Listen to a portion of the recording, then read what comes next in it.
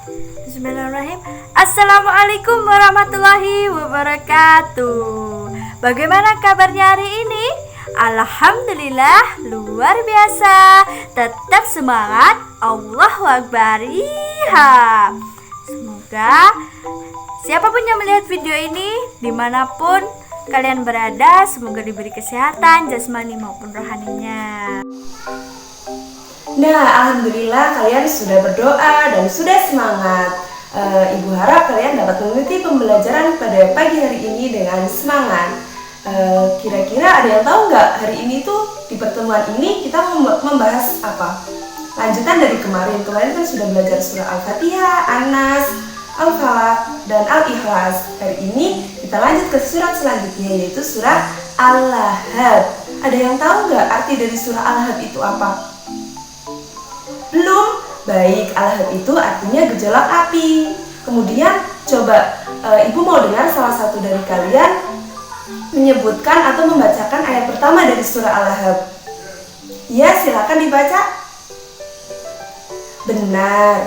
Bunyi ayat pertama dari surah Al-Lahab yaitu Tabbat yada abi lahabin wa tab.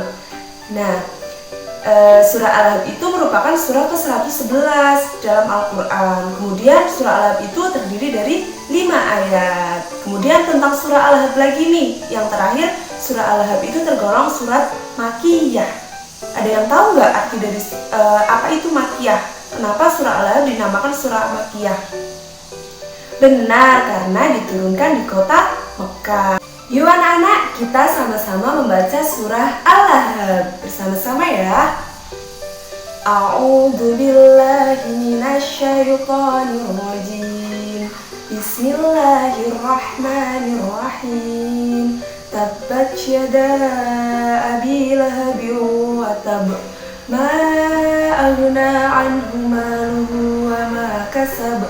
Sayasla naran dzata lahab.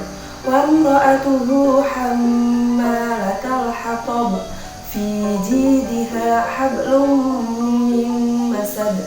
Nah, setelah dibaca, mari kita artikan bersama-sama ya anak-anak. Apa sih arti dari surah Al-Lahab? Kita artikan satu persatu. Mulai dari ayat pertama, bunyinya bagaimana? Benar, tabbat yada abi lahabin wa tab. Artinya itu, binasalah kedua tangan Abu Lahab dan benar-benar binasa dia. Kemudian ayat kedua, artinya adalah tidakkah berguna baginya hartanya dan apa yang diusahakan. Kemudian ayat ketiga, kelak dia akan masuk ke dalam api neraka yang bergejolak. Kemudian arti yang keempat, dan begitu pula istrinya, pembawa kayu bakar, seorang penyebar fitnah. Kemudian ayat yang terakhir, fi jidha hablum min masad. Artinya adalah di lehernya ada tali dari sabut yang dipintal. Setelah mengartikan surah Al-Lahab, kalian sudah ada sedikit gambaran kan apa sih makna atau isi kandungan dari surah Al-Lahab? Nah, setelah itu kita akan membahas isi kandungan dari surah Al-Lahab. Yang pertama, surah Al-Lahab itu berisi kutukan bagi Abu Lahab dan istrinya yang bernama Ummu Jamil, yang telah dengan sangat sengit menyakiti Rasulullah SAW. Yang pertama itu isi kandungannya itu intinya tentang kejahatan Abu Lahab dan istrinya kepada Rasulullah. Kemudian yang kedua, surah Al-Lahab itu berisi berita gaib bahwa Abu Lahab itu akan merugi, binasa dan celaka. Dan itu benar-benar terjadi. Ia mati mengenaskan dengan sakit yang membuat jijik teman-temannya, hingga tak ada yang mau memakamkannya. Kemudian isi yang ketiga, surat Al-Lahab itu mengandung berita gaib bahwa harta dan anak-anak Abu Lahab itu tidak akan bisa menolongnya. Kemudian yang keempat, surat Al-Lahab juga mengabarkan bahwa dia dan istrinya akan masuk neraka. Dan ini pun benar-benar terjadi karena keduanya mati dalam kondisi tetap kafir. Na'udzubillah min dzalik ya. Kemudian selanjutnya surat Al-Lahab itu menghinakan istri Abu Lahab yang suka menghina Rasulullah. Leher yang seharusnya dikalungi dengan perhiasan indah justru akan dikalungi tali dari sabut atau tali yang berisi dibuat dengan api neraka. Menakutkan ya. Kemudian kandungan yang terakhir isinya yaitu surat Al-Lahab adalah salah satu mukjizat dan bukti kenabian Rasulullah SAW. Sampai akhir hayatnya Abu Lahab itu tidak pernah masuk Islam, baik secara lahir maupun batin. Maka ia benar-benar menjadi orang yang binasa dan celaka, seperti yang ditegaskan dalam surat Al-Lahab ini. Itulah isi dari surah Al-Lahab. Apakah kalian sudah memahami? Iya, sudah memahami, alhamdulillahirrahmanirrahim. Intinya adalah jangan seperti Abu Lahab. Kita harus tetap bertakwa dan mengimani Rasulullah SAW. Nah, dari pemaparan isi kandungan surah Al-Lahab, kalian sudah mengetahui ya bahwa Abu Lahab itu seorang paman dari Rasulullah. Namun dia dan istrinya yang bernama Ummu Jamil itu sangat membencinya karena dia itu akan merasa tersaingi dengan adanya agama baru, agama Islam atau ajaran Islam yang dibawa Rasulullah. Mereka itu merasa terancam bahwa kekuasaannya itu akan diambil atau pangkat mereka itu akan turun seperti itu. Makanya mereka itu sangat benci terhadap Rasulullah. Apa yang dilakukan oleh Abu Lahab dan istrinya itu sangat menyakitkan. Salah satunya adalah istrinya itu sering menyebarkan berita fitnah tentang Rasulullah kepada orang-orang sekitar, sehingga akan mempengaruhi terhadap orang-orang sekitar. Kemudian istrinya juga pernah melemparkan kotoran unta ke Rasulullah, ke depan pintu rumah Rasulullah. Dan Abu Lahab pun demikian. Abu Lahab itu sangat menolak ajaran Islam, sehingga dengan perkataan kasarnya dan dengan perbuatannya itu sangat menyakiti Rasulullah. Semoga kita senantiasa selalu mengimani Rasulullah dan kita selalu mengikuti ajaran Rasulullah. Nah, setelah melalui pemaparan itu, semoga kalian dapat memahami penjelasan dari Ibu ya. Tugas selanjutnya, silahkan anak-anak, adik-adik mencari contoh kegiatan sehari-hari yang sesuai dengan isi kandungan surah Al-Lahab. Misalnya sifat Abu Lahab itu jahat dan tidak boleh kita tiru. Maka yang seharusnya kita tiru itu yang seperti apa? Maka kebalikannya, kalian mencari ya di lingkungan sekitar kita itu banyak, sehingga pembahasan kali ini itu akan masuk ke dalam jiwa kalian dan benar-benar kalian memahaminya. Terima kasih. Selanjutnya kita belajar mengenai surat An-Nasr. Surat An-Nasr ini walaupun surat pendek tetapi ia tergolong surat Madaniyah. Mengapa demikian? Karena surat ini turun di kota Madinah setelah Rasulullah berhijrah. Nah, surat ini mempunyai 3 ayat dan surat ini adalah surat ke-110. Nah, makna dari An-Nasr sendiri adalah pertolongan. Nah, gimana sih bunyi bacaan An-Nasr itu? Nah, mari kita baca bareng-bareng ya adik-adik. Bismillahirrahmanirrahim. Idza jaa nasrullahi wal fath wa ra'aitan nasa yadkhuluna fi dinillahi afwaja fasabbih bihamdi rabbika wastaghfir innahu kana tawwaba. Yang artinya, ayat pertama, apabila telah datang pertolongan Allah dan kemenangan. Ayat yang kedua, dan engkau melihat manusia berbondong-bondong masuk agama Allah. Ayat ketiga, maka bertasbihlah dengan memuji nama Tuhanmu dan mohonlah ampunan kepadanya. Sungguh Dia adalah zat yang menerima taubat. Selanjutnya mengenai kandungan isi surat An-Nasr. Yang pertama dijelaskan bahwa idza jaa nasrullahi wal fath, yang artinya apabila telah datang pertolongan Allah dan kemenangan. Nah, ayat ini itu menjelaskan mengenai peristiwa Fathul Makkah. Nah, apa itu adik-adik peristiwa Fathul Makkah? Peristiwa Fathul Makkah ini adalah peristiwa di mana Rasulullah itu merebut kembali kota Mekah tanpa adanya peperangan, pertumpahan darah.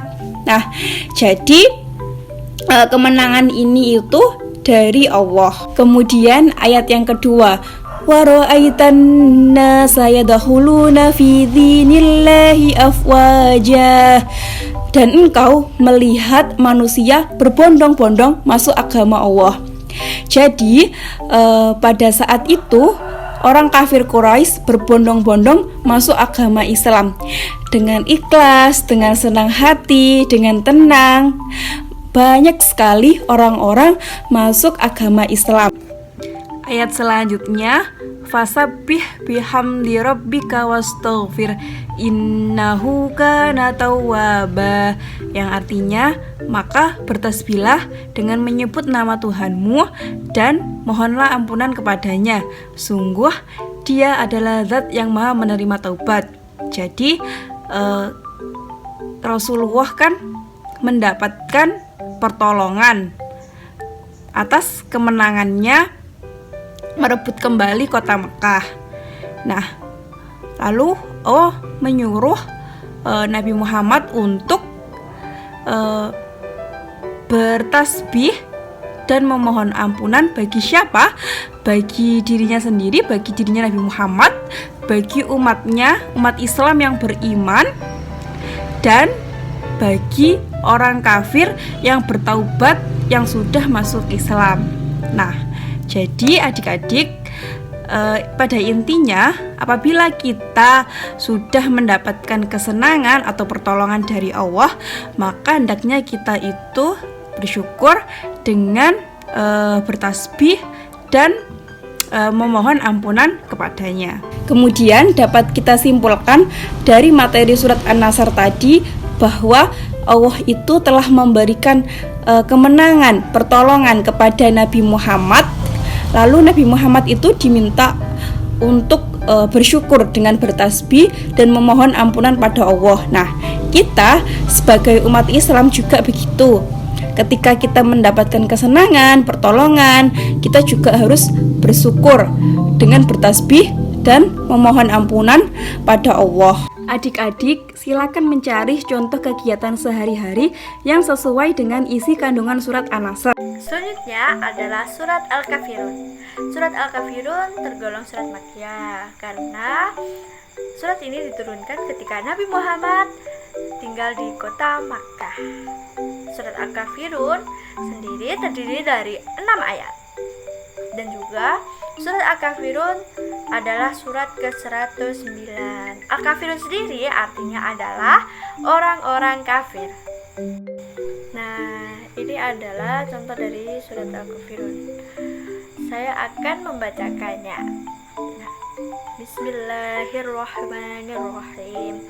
Qul ya ayyuhal kafirun la a'budu ma ta'budun wa la antum 'abiduna ma a'bud wa la ana 'abidum ma 'abadtum wa la antum 'abiduna ma a'bud lakum dinukum waliyadin. Shadaqallahul azim. Nah, itulah lafaz dari surat Al-Kafirun. Nah, selanjutnya apa sih arti dari ke-6 ayat surat Al-Kafirun ini? Nah, ayat yang pertama artinya adalah katakanlah hai orang-orang kafir. Dan ayat yang kedua artinya adalah aku tidak akan menyembah apa yang kamu sembah. Ayat yang ketiga artinya dan kamu bukan penyembah Tuhan yang aku sembah. Dan arti yang keempat, dan aku tidak pernah menjadi penyembah apa yang kamu sembah. Ayat yang kelima, dan kamu tidak pernah pula menjadi penyembah Tuhan yang aku sembah. Dan yang terakhir, untukmu agamamu dan untukku agamaku. Itulah arti dari ke-6 ayat surat Al-Kafirun. Isi kandungan surat Al-Kafirun. Surat Al-Kafirun menegaskan bahwa tidak ada kompromi terkait akidah atau tauhid. Tidak diperkenankan pula bekerja sama untuk mencampur adukkan dua akidah yang berbeda. Dengan kata lain, ada penolakan tegas atas ajakan kaum kafir Quraisy untuk menyembah berhala baik sementara maupun selamanya dan dengan tujuan apapun. Nah, setelah saya menjelaskan mengenai isi kandungan surat Al-Kafirun, kemudian Al-Kafirun dituliskan di mana, berapa ayat, kemudian artinya apa, dan urutan keberapa dalam Al-Quran, silahkan anak-anak mencari contoh kegiatan sehari-hari yang sesuai dengan isi kandungan surat Al-Kafirun. Nah, nanti jawabannya bisa ditulis di kolom komentar ya. Cukup sekian yang dapat Ibu sampaikan. Tadi kita sudah belajar banyak ya anak-anak tentang apa saja. Yang pertama ada surah Al-Lahab, kedua ada surah An-Nasr, dan yang ketiga itu ada surah Al-Kafirun beserta isi kandungannya.